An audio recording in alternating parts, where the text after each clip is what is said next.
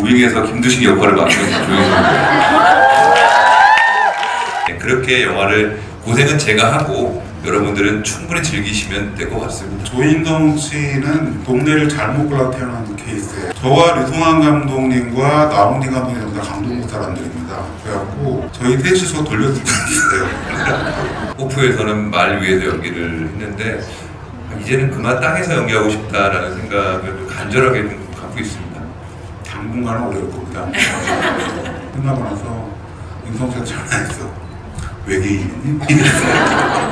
현욱이는 외계인이 아닌데 그 말을 믿으면 안 돼요. 나홍진은요 조인성 배우를 캐스팅할 때 뛸 일이 없었다고 그랬거든요. 저의 고통이 보는 사람들에게 즐거움이 있다면 기꺼이 현장에서 최선을 다해서 찍도록 하겠습니다. 박수 한 번만. 어쩌면 커다란 이유가 있는 게 아니라 조인성을 못 버리는 것 같아요. 얘는 죽이면 안 돼. 안녕하세요. 반갑습니다. 저 오늘 호프 조인성 배우와 강풀 작가님과 함께 대화 나누게 될 배우연구소 소장 백은하입니다. 반갑습니다. 여러분들 큰 박수 주시면 조인성 배우님 그리고 강풀 작가님 함께 하시겠습니다. 큰 박수 부탁드립니다.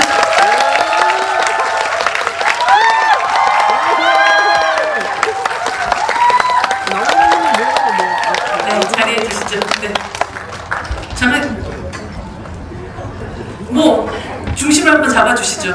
가위보. 네. 오늘 주인공이시니까요. 네. 먼저 저희 뭐 시간 한 1시간 정도 되는데 그래도 저희가 사사롭게 물어볼 것들이 굉장히 많기 때문에 빠르게 진행해 보도록 하겠습니다. 강프 작가님부터 먼저 인사 말씀 부탁드립니다. 예, 저 같이 일했었고요. 저 만화가였고 지금은 돈 쓰고 있는 작가 강풀입니다. 반갑습니다. 네, 조인성 배우님. 무빙에서 김두식 역할을 맡은 조인성. 사실 배우들은 지금 하고 있는 작업이 굉장히 또 중요한데 무빙2 지금 찍고 계신 중이니까 약간 김두식 모드로 오늘 오신 것 같지만 지금은 잠시만 성기 모드로 좀 바꿔주시기 바랍니다. 사실 함께 작품을 했다고 해가지고 모든 작가나 뭐 이제 제작진과 배우가 어떤 친분을 계속 유지한다는 게 그렇게 쉬운 일은 아니라고 생각을 하는데 이렇게 바쁘신 와중에 함께 또 기꺼이 이 GV를 함께 해주시게 됐던 어떤 사연들을 좀 들어보도록 하겠습니다. 뭐 제가 부탁을 좀 했었고요. 네. 사실 강풀 작가님은 GV를 잘 하지 않으십니다. 그런데 영화 시사회 끝나고 백은하 소장님하고 잠깐 셋이서 얘기할 수 있는 기회가 있었는데 서로 이 영화를 보고 좋아했고 또 이 영화가 잘 됐으면 하는 마음도 있고 그래서 같이 한번 GV를 하는 건 어떻겠나. 또 극작가이자 또 만화가인 강풀 작가님의 입장에서는 이 영화가 또 어떻게 보였는지 그런 얘기들이 한번 듣고 싶어서 지금 이 영화에 대한 다양한 해석들과 그리고 각자의 많은 해석들이 나오잖아요. 저는 그건 되게 건강한 문화라고 생각합니다. 또 거기에 또 강풀 작가님은 또 이 영화를 어떤 식으로 느꼈는지 이렇게 다양하게 얘기 나누는 것도 좋을 것 같아서 한번 제가 부탁을 좀 드려봤죠. 네. 오늘 또 12시쯤에 천호 네, 한 번 더 봤죠. 한 번 더 아이맥스로 보고 오셨다고. 네. 네. 저는 그 조인성 배우님하고 사실 친해요. 그리고 미리 말씀을 드려야 될 것 같은데 저는 나홍진 감독님하고도 친분이 있고요. 서로 전화번호도 알고 있고 차는 마시지 않았지만 술은 종종 마시고요. 축구 못하는 사이는 아닌데 동네에서 만나면 반가운 동갑내기 동네 친구예요. 그렇다고 하더라도 사실 이제 인성 씨나 나홍진 감독이 저한테 부탁을 했을 때 GV가 지금 처음이거든요. 그래서 한 번도 해본 적이 없어요. 해본 적이 없는데 만약에 부탁을 하면은 그래도 나왔겠지만 불편한 마음으로 나올 수 있어요. 만약에 영화가 재미없었으면. 근데 저는 호프를 너무 재밌게 봐가지고 굉장히 흔쾌히 즐거운 마음으로 나왔습니다. 네. 저도 한 4번 정도 보게 됐는데 볼 때마다 이제 새로운 것들이 보이기도 하고 작가님 같은 경우도 이제 벌써 2번째 이 영화를 보시고 나서 호프라는 이 영화의 전반적인 어떤 소감 이 영화를 보신 소감에 대한 얘기 좀 들어보셨으면 좋겠습니다. 굉장히 재밌었어요. 그러니까 좀 어떤 느낌이었냐면은 제가 이제 여러 작품들을 좋아하는데 저도 이제 극장에 자주 가는 사람이고 여러 가지 작품들로 동시에 떠올랐었고요. 그리고 무엇보다 극장에서 이렇게 박수 치면서 본 영화가 거의 없었던 것 같아요. 시사회에서 이렇게 박수를 치면 좀 민폐일 것 같았는데 정말 웃을 때 누구보다 크게 웃고 박수 치면서 막 영화를 봤었거든요. 그리고 이제 이 영화가 굉장히 시종일관 굉장히 익사이팅하게 재밌고 사실 좀 헷갈리기도 하잖아요. 그런 면도 있는데 끝까지 재밌게 봤습니다. 어디서 그렇게 박수를 치셨었나요? 일단 저 호연 씨 저거 인성 멋있게 아니 해야죠. 하던데 그때 굉장히 재밌게 봤을 때 그때 뭐야 막 이러고 이면식 씨께서 똥 얘기할 때 정말 너무 감동적으로 웃었고요. 두루치기. 네, 그리고 또 마지막에 박수 쳤던 거. 성기가 그 경찰차 매달렸을 때 위에 경광등 뜯어지잖아요. 너무 크게 웃었던 것 같아요. 그래갖고 와 저런 엉뚱한 긴박한 상황에서 저러고 있네 이러면서 너무 크게 웃었던 것 같아요. 네. 정말 버스트 키튼 같은 연기를 네. 하시죠. 보면 네. 인성 씨 뭔가 한 말씀 더 하시고 싶어 하시는 종종 뭐 어떤 분들은 제 주변 분들은 그 말에서 경찰차로 넘어가는 그 부분이 굉장히 위험해 보이기도 하고 긴장감과 몰입도가 있는 장면인데 너무 웃기다는 거예요. 그래서 이걸 웃어도 되는지 그러니까 도덕적인 잣대가 들어오는 모양이에요. 웃어서 미안하다고 저한테 사과를 하셨던 분들도 계시고 그래서 되게 조용하게 혼자만 안으로 웃으셨다는 분들이 꽤 많더라고요. 그래서 그분들께 이제는 자신 있게 말씀드릴 수 있는 게 시원하게 웃으세요. 웃으셔도 됩니다. 이제 뭐 그게 다 복합적으로 이제 감독님께서 의도한 바니까 그렇게 영화를 고생은 제가 하고 여러분들은 충분히 즐기시면 될 것 같습니다. 사실 무빙이 촬영이 종료한 게 2022년 7월이고 딱 1년 후인 2023년 7월에 호프가 또 촬영이 들어갔더라고요. 근데 호프 촬영 중에도 혹시 인성 씨를 좀 만난 적이 있는지 저 작가님이 그리고 그때 보았던 인성 씨는 내가 무빙을 함께하던 그때의 조인성과 어떻게 좀 달랐는지가 좀 궁금해요. 조인성 씨는 동네를 잘못 골라 태어난 케이스예요. 강동구에 태어났고 지금은 홍파구에 살고 있는데요. 저와 류승환 감독님과 나홍진 감독님 다 강동구 사람들입니다. 그래갖고 저희 셋이서 돌려주고 있어요. 한참 그라니 무빙을 찍고 나서 갑자기 중간중간 사라져요.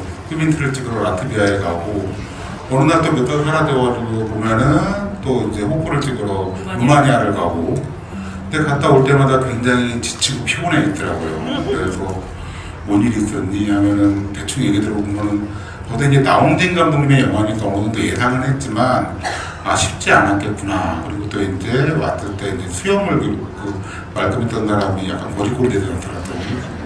이렇게 돼 있어가지고 그래도 계속 중간중간 봤어요. 한국에 올 때마다 보고 해서 제가 이제 나홍진 감독님과 류승환 감독님과 친분이 있다 보니까 항상 얘기를 해요. 나홍진 감독님과 류승환 감독님한테 우리 배우 너무 험하게 굴지 말고 다치게 하지 마라. 가만두지 않겠다. 특히 얼굴 다치면 안 된다.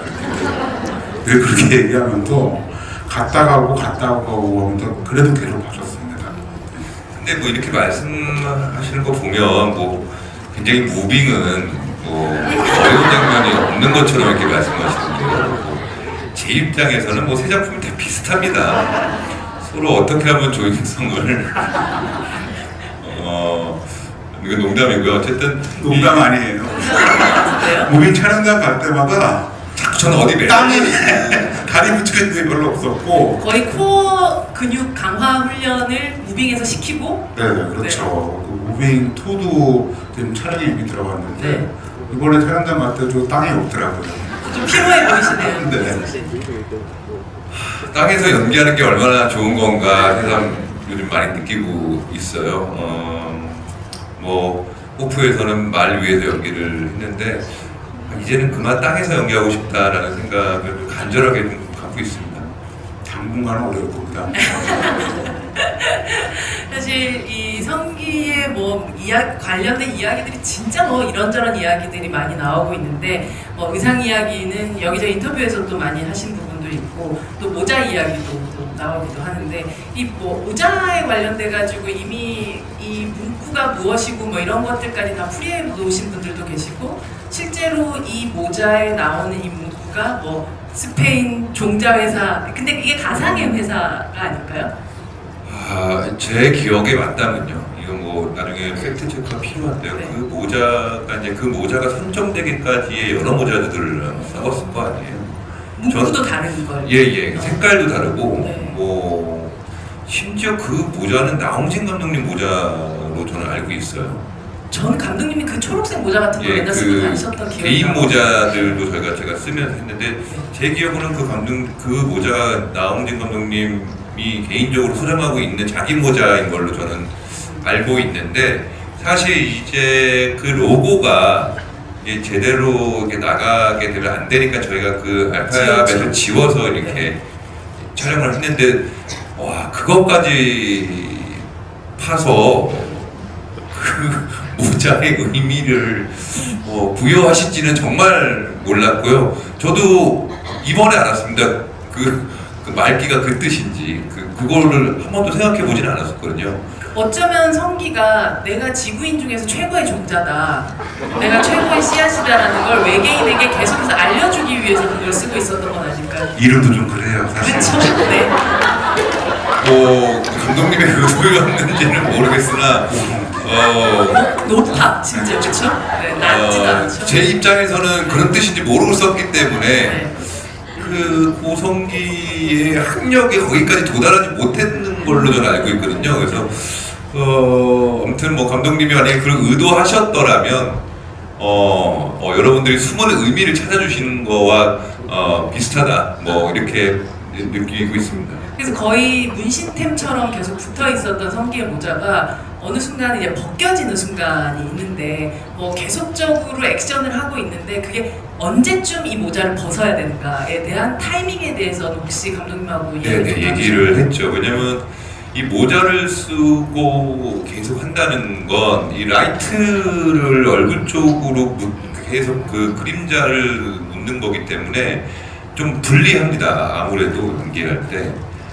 그래서 어느 타이밍에 어떻게 자연스럽게 모자를 벗을 것인가에 대해서 얘기를 많이 했는데 뭐 저희가 추격을 하다가 더우니까 모자를 뭐 벗어놓고 간다 아니면 그 주먹밥을 먹을 때 모자를 벗고 이렇게 벗어놓고 간다 뭐 이렇게 뭐 여러 가지 자연스러운 것들을 타이밍을 생각하다가 감독님이랑 그때 이제 생각을 해놓은 게 그 제가 이제 그 말에서 이렇게 끌려가잖아요. 네네. 그때 자연스럽게 벗겨지는 걸로 설정을 하자 해서 그 타이밍으로 잡아놓고 아예 시작했습니다.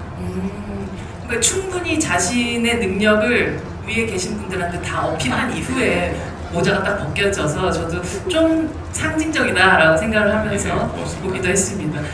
이런 식으로 요즘에 이제 호프에 관련된 정말 X만 봐도 여기가 호프집인가라는 생각이 들 정도로 뭐 온통 호프 얘기만 이렇게 되어 있는데 여러 썰들이란 것들이 많이 나왔잖아요. 혹시 작가님이 추측하는 이게 꼭 진실이 아니더라도 뭐 성기 범석 외계인설부터 뭐 너무 많잖아요. 근데 작가님이 생각하는 어떤 설 있다면 혹시 하나 풀어주실 수 있어요? 저도 이런 영화 처음 본 것 같아요. 끝나고 나서 이렇게까지 난리인가? 그리고 다양한 해석이 나오는 게 다 나홍진 감독님의 미끼에 걸린 건가? 이런 생각을 좀 혼자 영화 끝나고 나서 저도 다 대중들과 똑같았어요. 끝나고 나서 윤성철 전화해서 외계인이니?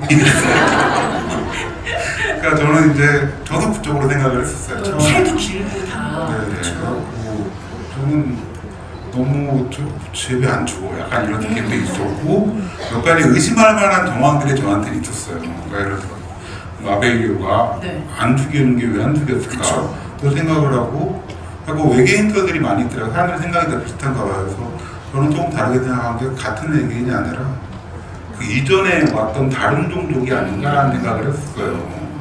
그리고 이제 또 나중에 마베이유가 죽으라고 쫓아가잖아요. 네네. 근데 그것도 조금 이상했던 게 왜냐면은 걔네들이 이렇게 괴물이 아니라 후반부에 보면 이제 지성이 있는 사람들인데 왜 저렇게까지 무식하게 쫓아가지?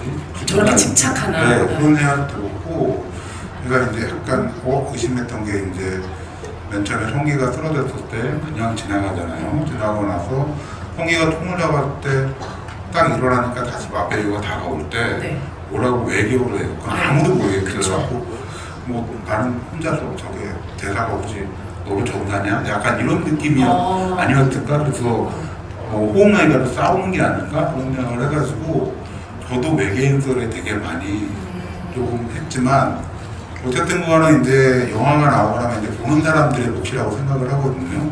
저도 이제 그 중에 하나입니다. 네. 지구인이시긴 하죠?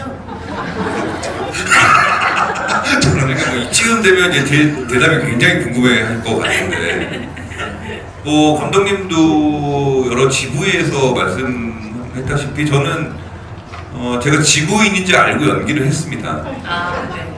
일단은 저는 제가 지구인인 줄 알고 연기를 했고 그렇고 감독님이 지금 작가님이 말씀하시는 그 지점에 오성기를 잡기 위해 외계인들은 타겟팅을 잡고 왜 이렇게 집벽에 따라잡냐 저는 그냥 제 나름대로 해석을 했던 게 이 비유가 조금 될지 모르겠는데 제 입장을 좀 말씀드려보겠습니다. 왜 우리 자다가 여름에 모기가 나타나잖아요.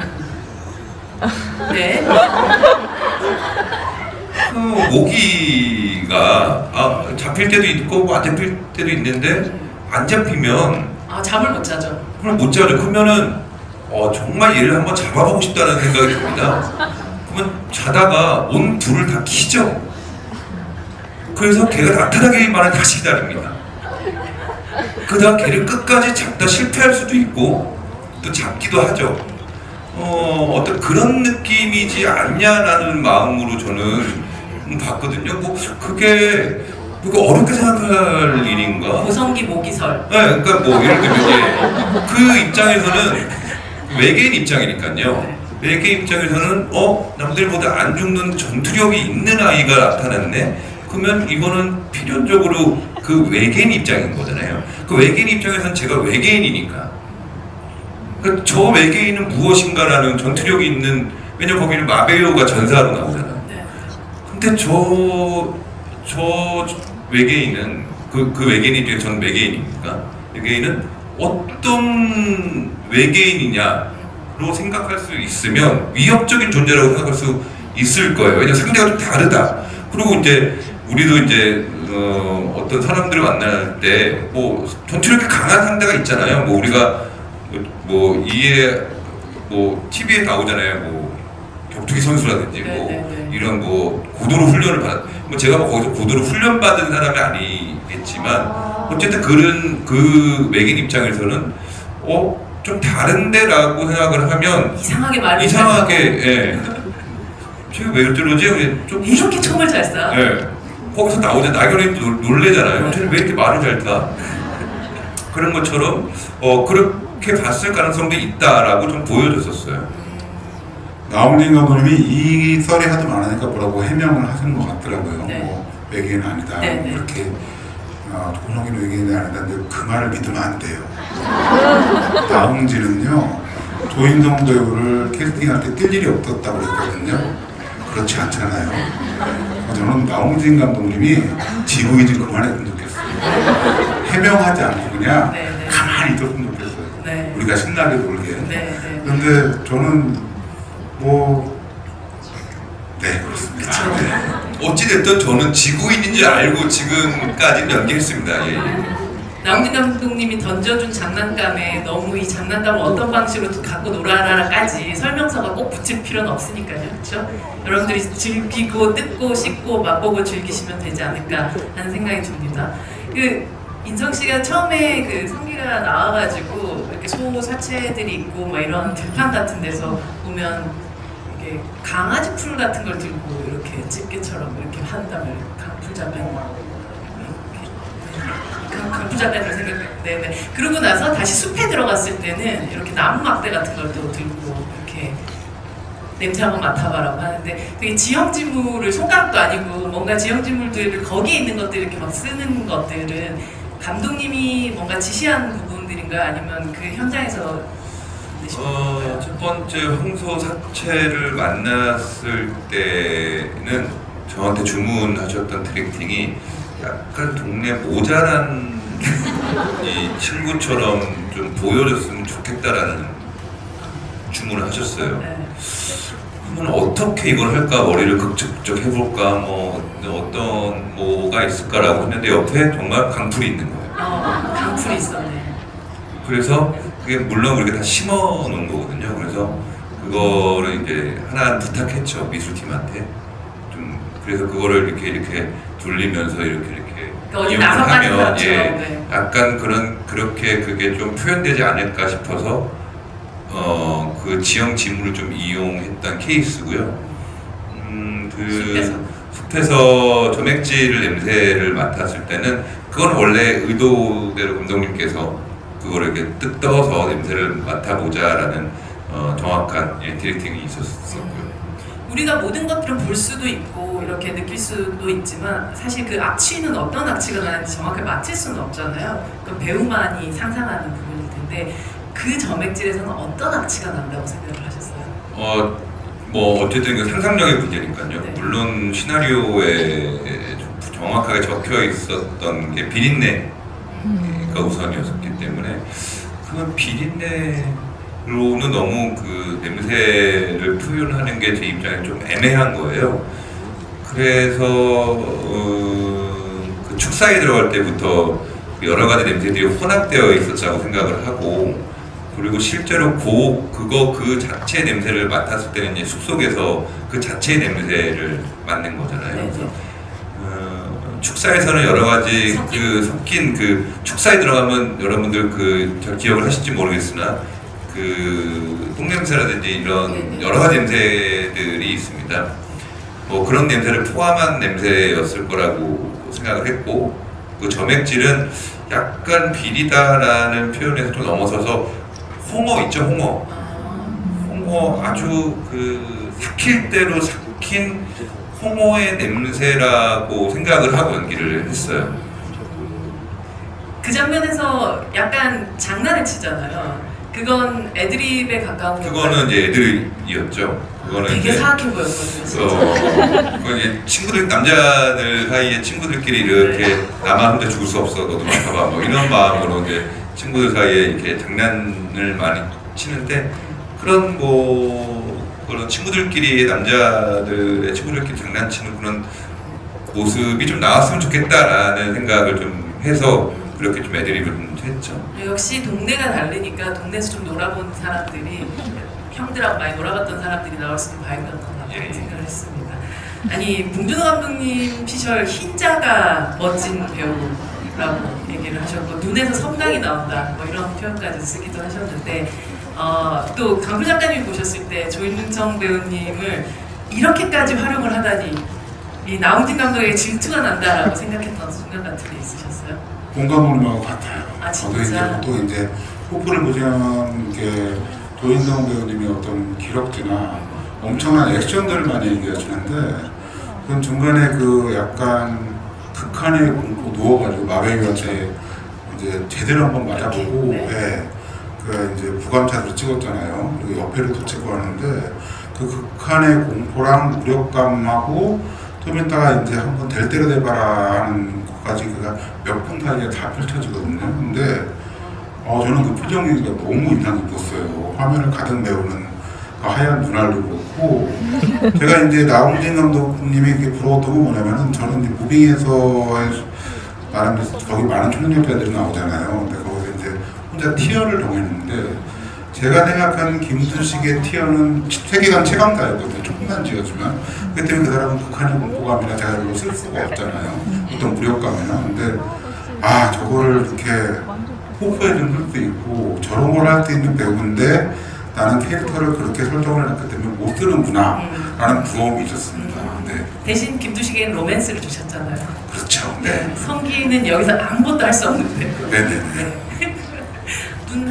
눈에 흰자 한번 보여주세요.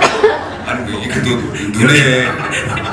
눈에 흰자가 이게 또 이렇게 화제가 될 줄. 화제가 될 줄은 정말 몰랐고 뭐 그 흰자를 그 연기 때문에 미리 닦고 나오거나 뭐 이거 어떻게 뭐 안약을 뭐 쓰거나 그럴 수 있는 문제는 아니잖아요. 근데 저도 이제 그런 모습이 나올지는 몰랐고 그때 그냥 그 공포심을 잘 표현해야지라고 생각했었는데 그때 제가 무전기로 감독님께 첫 테이크를 가고 이거 지금 이 느낌 괜찮아요? 하니까 감독님이 너무 좋다고 죽인다고 막 이렇게 얘기를 했었어요. 그래서 더 자신 있게 표현하려고 했었던 그때의 기억이 좀 기억이 나네요. 사실 우리가 일상생활에서 아무리 뭐 조금 드라마틱한 연기를 하는 순간에도 그 정도까지 내 눈을 볼 경험이라는 건 배우로서도 많지 않았을 것 같긴 하거든요. 네. 그래서 완성된 영화로 그 얼굴을 내가 보았을 때 기분은 어떠셨어요? 왜냐면 되게 저한테는 그 중요한 거였어요. 마베요가 강력하다고 느껴지게 하는 건 결국엔 리액션의 문제잖아요. 그럼 이 리액션을 충분하게 표현해내지 못하면 이 극은 굉장히 겉돌기 쉬워진다고 생각을 했었어요.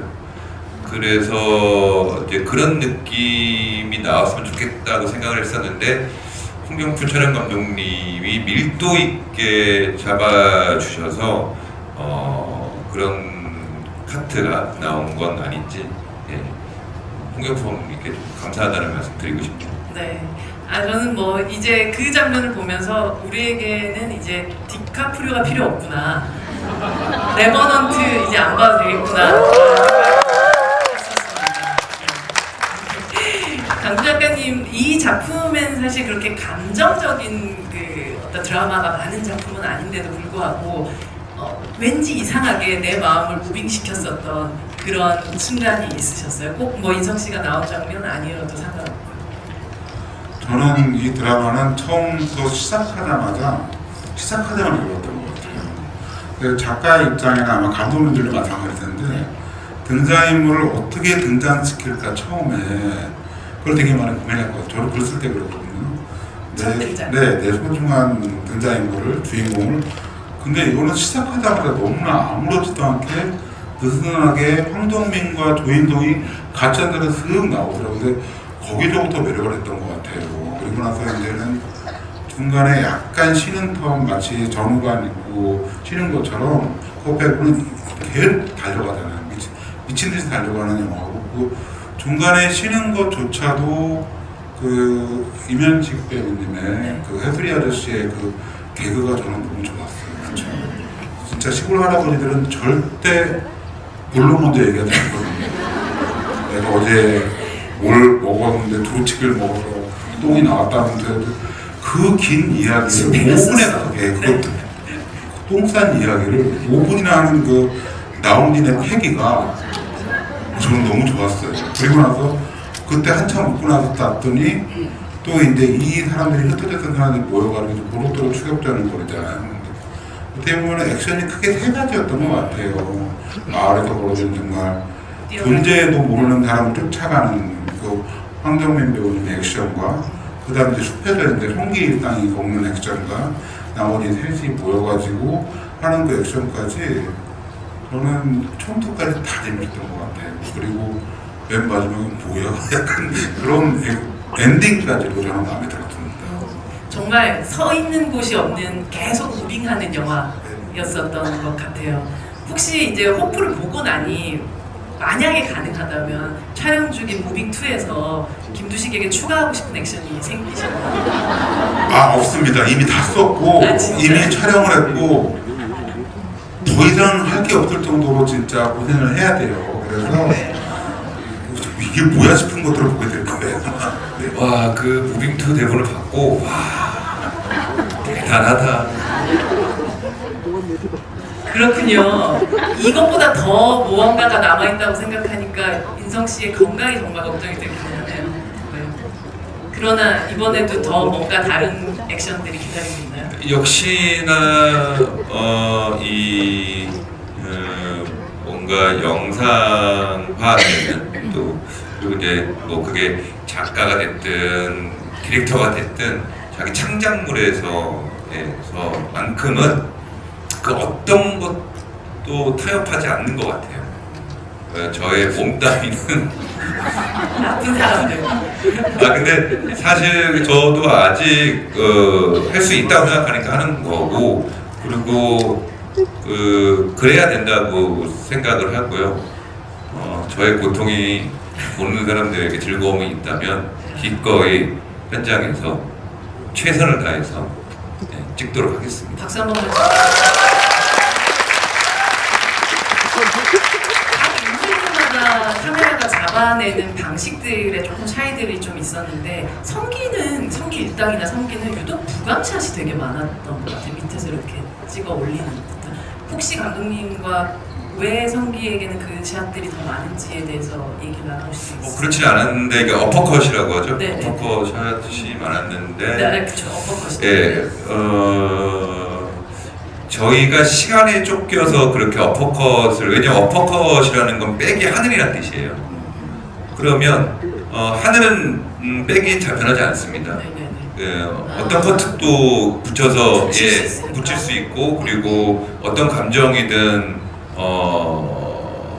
뭐라 그럴까 그때 다 못 찍으면 그 장면을 가지고 와서 또 찍을 수도 있고 뭐 그런 면에서 그 어퍼컷 샷이 좀 용이하게 움직이기도 하죠. 그리고 이제 실제로 그 땅에 묻혀 있는 것들도 많고 이러다 보니까 거의 반대 샷이 어퍼컷 샷이 많은데 그래서 이제 그렇게 샷을 좀 그리고 아무래도 조금 뭐랄까 우리가 뭐라 그럴까 이렇게 보통 그런 샷들이 구현됐을 때는 좀 인물이 세게 보이거나 좀 뭐라 그럴까 좀 커 보이거나 할 때 이제 그런 커트들을 많이 쓰죠. 그래서 좀 인간계에서는 조금 다른 좀 강인한 힘을 가지고 있는 인물로 표현하시려고 하는 또 의도가 있지 않았을까 조심스럽게 그렇게 한번 해석해 봅니다. 오늘 얘기를 사실은 듣고 나니까 외계인의 입장에서 봤을 때 되게 모기컷 같은 느낌이기도 하고 모기샷 같은 느낌이기도 하네요. 네. 근데 이 거대한 우주선이 실제 루마니아에서 지어졌던 걸로 알고 있고 부채요. 예. 네, 부채로 이렇게 되어 있는. 근데 우리는 사실 영화 속에서만 보지만 실제로 거기를 걸어 올라갈 때 사람은 어떤 마음일까? 그게 너무 궁금하더라고요. 일단 거기까지 올라가기가 참 쉽지 않은 과정이었죠. 그 올라가기 바로 직전에 저기다 도니아라고 하는 저희끼리 숨어가지고. 맞아요. 저거 다 돈이야? 이렇게 얘기하죠. 근데 그거를 재촬영을 저희가 했었어요. 아 왜요? 찍어놓은 게 마음에 안 드신다고 다시 재촬영을 했었고 그 대본에 대한 회의를 현장에서 몇 번 했었고 그래서 저기 있는 것들이 다 도니아라고 하는 것도 애드립이었죠 저희. 아 그래요? 그래야지 이 인간의 욕망이 있어야지 뭔가 이렇게 진행성을 주게 하니까요.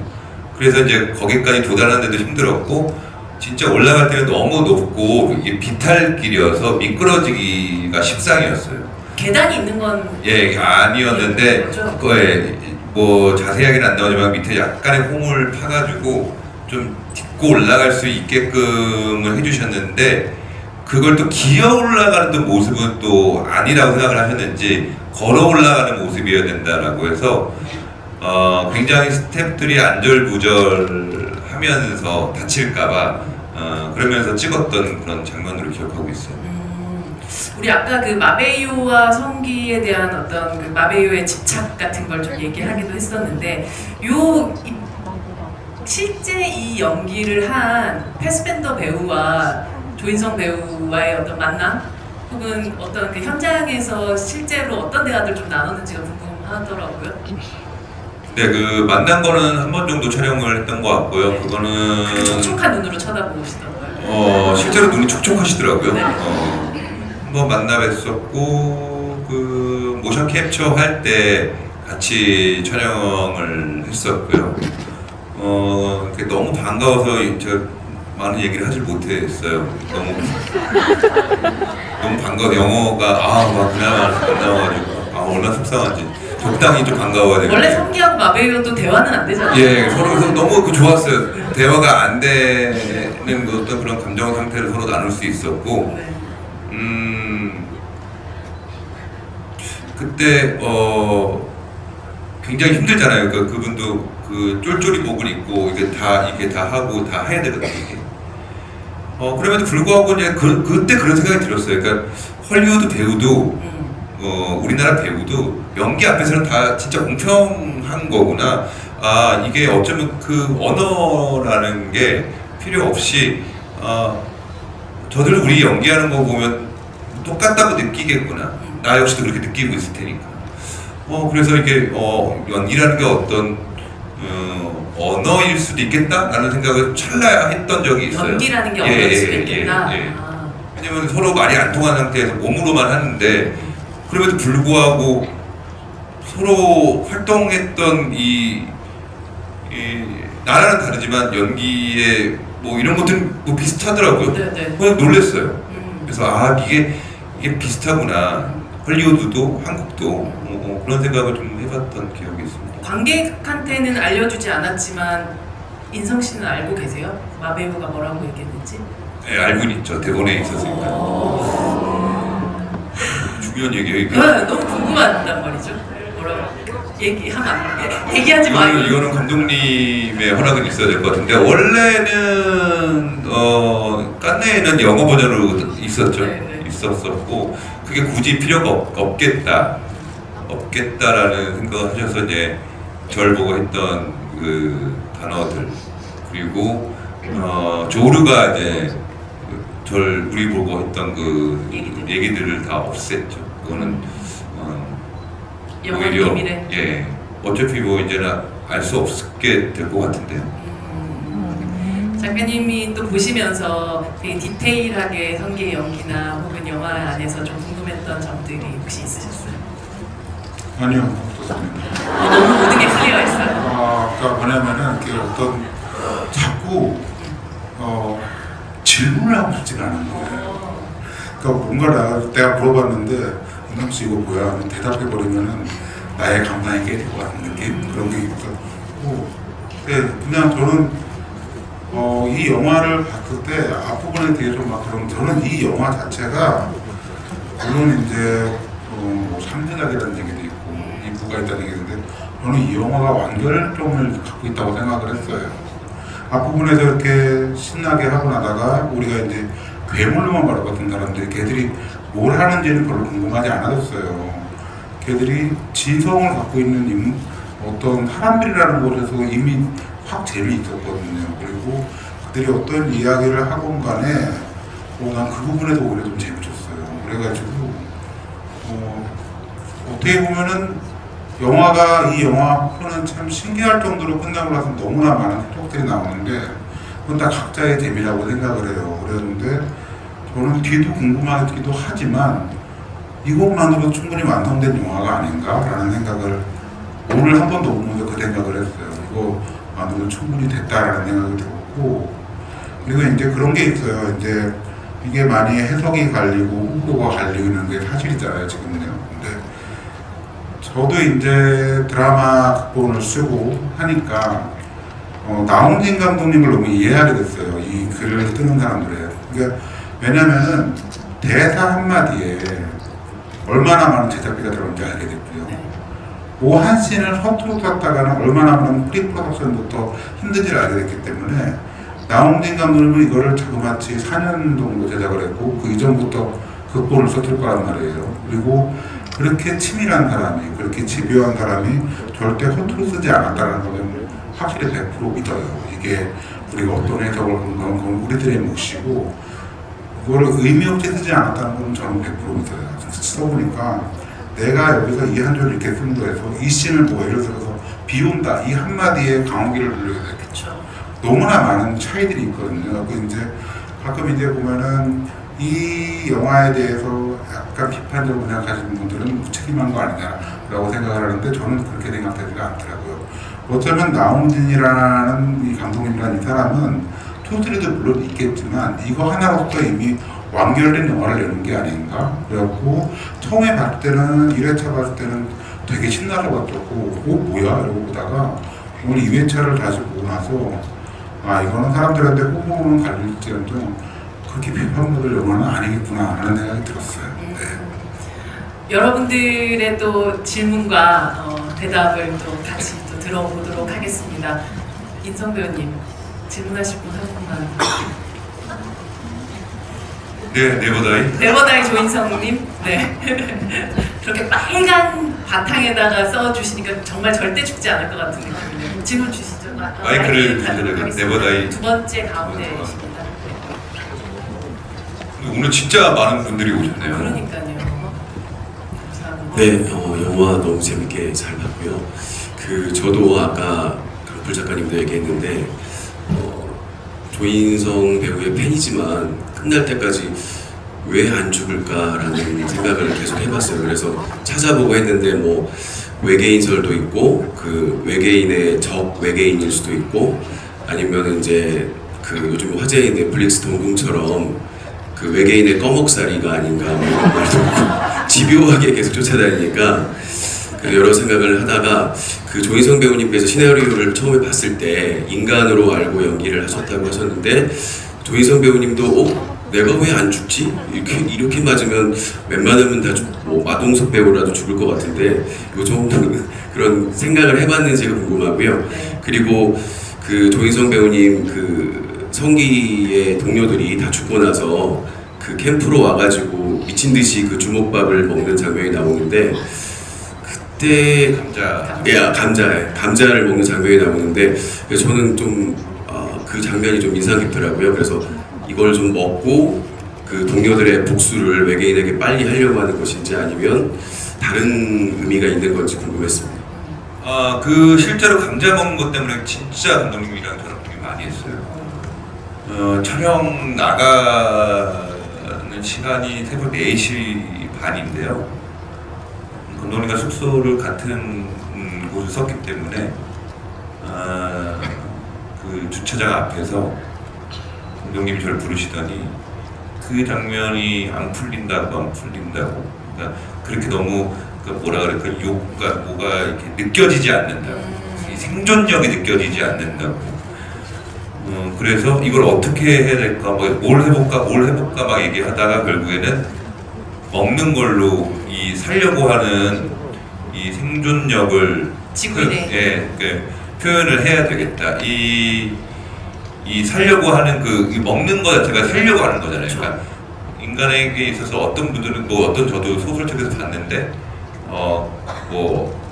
죽음에는 여러 가지 의미가 있는데 굶어 죽는 것도 있고 스스로. 근데 먹는다는 것 자체는 살려고 하는 의미가 있죠. 그래서 그런 이미지를 원했던 것 같고요. 그 와중에도 살아야겠다는 이 캐릭터의 어떤 생존력을 보여드리기 위해서 그걸 또 그냥 막 이게 냥냥 먹기 이런 먹는 것도 아니고 그냥 먹고 이 털에도 묻어요. 그렇게 이제 할 정도로 정신이 없는 그 와중에 또 먹는 그런 느낌이 좀 강력하게 생존을 하려고 하는 어떤 느낌을 좀 줬으면 좋겠다라는 해석으로 저희가 이제 그 감자를 먹은 거죠. 얘는 왜 이렇게 안 죽어? 라는 생각은 안 하셨어요? 제가 대답할 수 있을 것 같아요. 제가 같은 창작가로서 사실 조인성은 그렇게 안 죽어요. 밀수에서 권상자는 그 정도만 좀 죽었어야 되거든요. 근데 다 끝나고 보면 살아있어요. 네버다이 조인성이네요, 정말. 그리고 호프에서는 말할 것도 없죠. 네. 집어 던져주고 그렇게 맞고 했는데도 결국은 살아 돌아왔어요. 그렇죠. 저도 그래요. 무빙 때도 무빙에도 15년이나 사라졌다가 무빙으로 결국은 갔다가 살아 돌아왔어요. 네. 그게 저도 창작자고 류승환 감독은 창작자고 나훈이 감독도 창작자잖아요. 어쩌면 커다란 이유가 있는 게 아니라 조인성을 못 버리는 것 같아요. 얘는 죽이면 안 돼. 그런 매력이 있는 것 같아요. 정말 웃기다고 하는 이유가 아니라 우리가 일을 하다 보면 그런 게 있거든요. 근데 너무 죽이기 아까운 인물이 되거나 그리고 이 사람의 여태까지 쌓아온 나의 캐릭터가 어떤 나홍진의 거대한 생각이나 유종환 간의 엄청난 생각이나 강풀의 모든 치밀한 이런 것보다 아유 못 죽이겠어. 얘 못 죽여. 이것도 있을 수 있지 않을까라고 생각합니다. 네. 죽일 수 없는 인성 씨이기 때문에. 네, 다음 질문은 강풀 작가님께서 한 분. 저기 지금 막 그게 제일 먼저 손 드셨거든요. 네. 네, 그분 맞습니다. 네, 여기. 네. 네, 계신 곳에서 한 오른쪽으로, 네, 왼쪽으로. 네. 네. 감사합니다. 저 여기 조인성 배우님, 강풀 작가님, 백은하 소장님 세 분 모두의 견해가 궁금한데요. 그 호프의 외계인들과 무비행의 초능력자들이 싸우면 누가 이길 것 같은지 알려주시면 감사하겠습니다. 호프의 외계인들과 저 무빙의 초능력자들이 싸우면 누가 이길까? 와, 이 생각 못 해봤네요. 김두식이 지금 제 탑티어인데. 이미 조동기가 이겼기 때문에 무빙이 이길 것 같습니다. 아니다 이러면 안 돼. 오늘 호프 얘기를 해야 되니까 오늘 호프에 중점을 두자고요. 마베이오가 엄청 세요. 그리고 그쪽은 마베이오도 안 죽잖아요. 네, 그리고 이제 그쪽은 심지어 마베이오는 심장을 꺼내들 수 있지 않는다는 거는 만만치 않습니다. 그래서 김두식의 심장을 준. 네, 우리 네버다의 조인성이 있는 이상 네. 우리가 이긴다고 생각하겠습니다. 인성 씨는 네, 강풀 작가님의 답변이 답변이 될 것 같아요. 모르겠는데 상상력의 영역이니까요. 전 죽지 않습니다. 네, 감사합니다. 제가 생각해도 죽지 않으신 것 같습니다. 네. 죽이고 싶지가 않아서 그렇죠, 사실은. 네, 다음 질문을 또 인성 씨.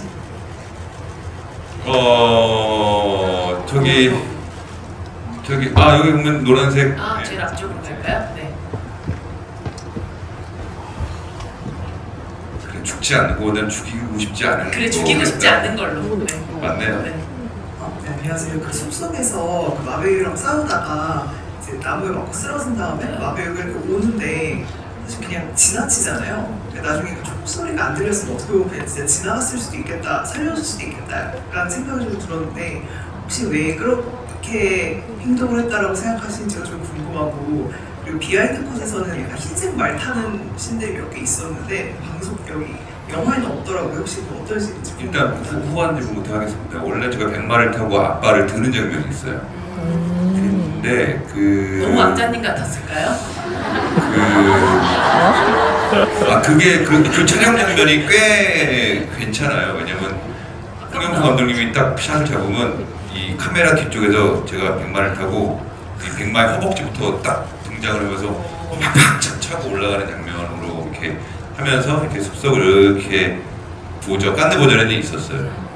근데 이제 그게 삭제가 됐죠. 왜냐면 감독님과 이런저런 얘기했을 때 백은하 소장님은 다 보셨겠지만 그 중간, 그러니까 저희가 이제 그러니까 전반부가 있고 후반부가 있으면 이 중간 이 하프 타임이 너무 길고 좀 길면 이 후반전으로 넘어갔을 때 이 너무 처질 가능성이 있다라고 감독님이 판단을 하셨던 것 같죠? 같아요. 같다고 했습니다. 그래서 그 장면을 빨리 도달하기 위해서 제 숲속 장면을 좀 많이 걷어냈고 그리고 양배를 빨리 등장을 시켰죠. 그리고 거기 마베이오가 그냥 지나갈 수도 있었는데 사실 제가 총만 안 들었었으면 사실 마베오는 지나갔을 수도 있어요. 그렇죠? 근데 제가 총을 살겠다고 총을 잡는 순간 그 소리가 그 괴물을 반응하게 만드는 거죠. 그거 역시도 무지죠.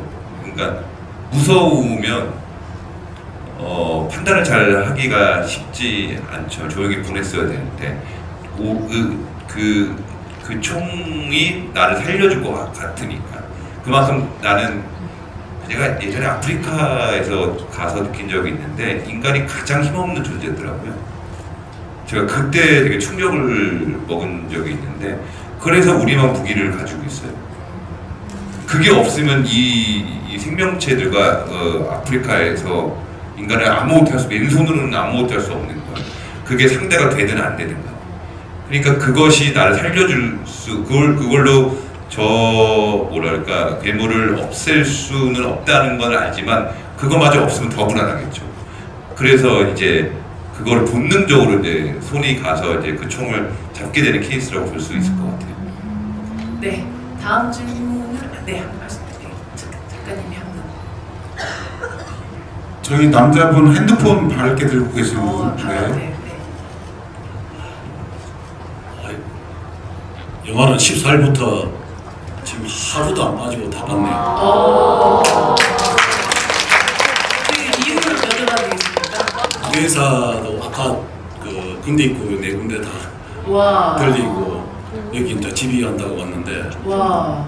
저는 조희성 그 휘빈트부터 쫓아다녔습니다. 와. 요즘 초이나 이런 거 아니시죠? 아니 감사합니다. 연기를 워낙 잘하셔가지고 와. 진짜 내보다 진짜 죽지 않는 불사조. 이거 나중에 유행되겠어요. 레버가이즈에서. 네. 다른 게 아니고 강폴 작가님이 오신다 하길래 오늘 그 휴머니즘을 보통 작가님 작품들은 다뭐 휴머니즘을 바탕으로 다 만들어지는 걸로 알고 있는데 이 호프이그 자체도 휴머니즘의 어느 정도 동료애가 느끼지는 그런 게 있기 때문에 복수도 하고 하는 것 같습니다. 그래서 요 강폴 작가님은 요 휴머니즘이 과연 호프에도 얼만큼 적용이 됐는지 그 생각을 하고 계신지 그게 궁금하고요. 조희성 그 배우님은 진짜 그 마이베이어가 죽이려고 하는 의사는 전혀 없는 것 같아요. 왜냐면 죽일 수 있으면 죽이는데 잡을 때도 살 잡아가지고 던지고 그래. 그런 걸 보면은 아마 감독님 의도한 거는 진짜 죽이지 않고 미키 마우스처럼 그 서로 있잖아요. 갖고 노는 그런 식으로 하는 것 같은 느낌이 있는데 사실 감독님도 그렇게 의도가 있었는지 그런 게 좀 많이 궁금했습니다. 여러 번 보다 보니까. 감사합니다. 애완인간으로 키울 생각을 하시는 건지 그리고 휴머니즘 얘기를 좀 들어보도록 하겠습니다. 영화에서 가장 휴머니즘이라고 우리가 받아들일 만한 장면은 범석이죠. 홍정민 배우님이 그 같이 옆으로 따라가면서 쏠 때 약간 표정이 멍해지잖아요. 근데 저는 그게 굉장히 슬로우로 보여서 그렇지 순간일 거라고 생각을 해요. 그때는 이제 일단 얘를 쏴 죽여야 되니까 했지만 잠깐 멈춰서 굉장히 길어 보이지만 짧은 순간이라고 생각을 하고 그 다음에 이제 그 밤의 길을였죠. 밤의 길을 볼 내리고 때. 네. 그 악이라고 보였을 때 했던 그런 얘가 악인가 이제 했을 때 네. 어린 외계인이요. 네네네네. 냉동 창고에 있던 네. 그때 아마 그게 드러났던 것 같습니다.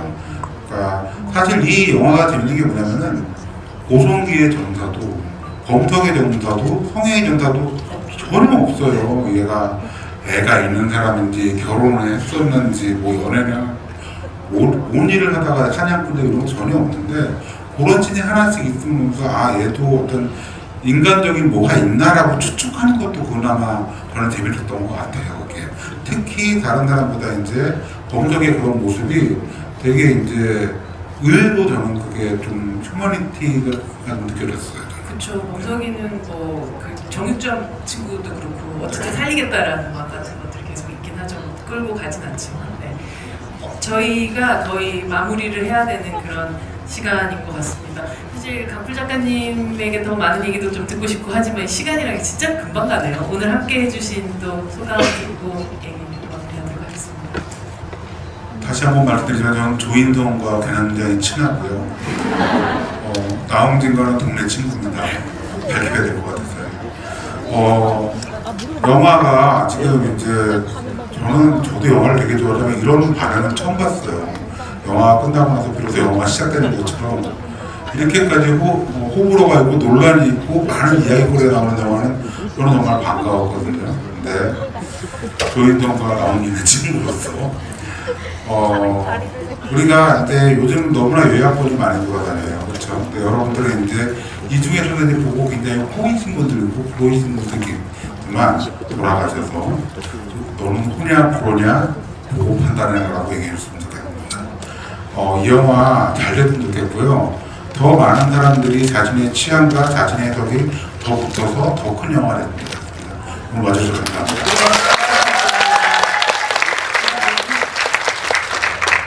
네. 일단 이렇게 늦은 시간에도 불구하고 이렇게 얘기를 들어주셔서 너무나 감사드린다는 말씀 드리고 싶고요.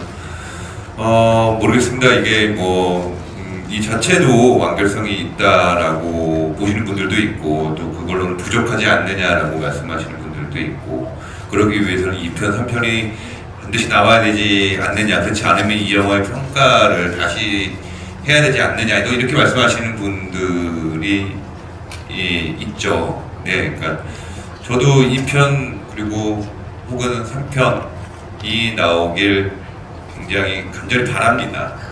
그리고 이 자리에서 말씀드릴 수 있는 건, 글쎄요, 처음에 감독님이랑 얘기했을 때 저는 이 세계관의 전체를 얘기를 들었을 거 아니에요. 굉장했습니다. 그리고 굉장히 동의하고요. 그리고 충격적이었습니다. 이걸 어떻게 하고 깜짝 놀랐던 순간들이 있었어요. 하지만 그 방대한 얘기를 하기에는 어찌됐든 시작을 해야 되니까 이 이야기의 시작을 했던 거고, 그리고 두 번째, 세 번째는 저희가 어떻게 할 수 있는 것들은 아닙니다. 왜냐면 여기서 우리나라 제작 환경을 말씀드리고 이러기에는 너무 적절치 않은 자리니까요. 어쨌든 여러분들이 아시는 정보 한해서 말씀드리자면 이건 아주 큰 영화이죠. 근데 또 이 방대한 얘기를 하기에는 더 많은 자본이 필요할 수도 있는 문제고요. 그리고 수요와 공급이 있는 이 현실에서 과연 이거를 만들어낼 수 있겠는가에 대한 현실적인 고민들이 있는 게 사실입니다. 그 영화의 메커니즘을 아신다면, 조금이라도 아신다면 충분히 이해할 수 있는 문제라고 생각을 하고요. 그래서 일단 이야기를 감독님께서는 시작을 하신 거고, 저도 이 이야기가 더 궁금하시다면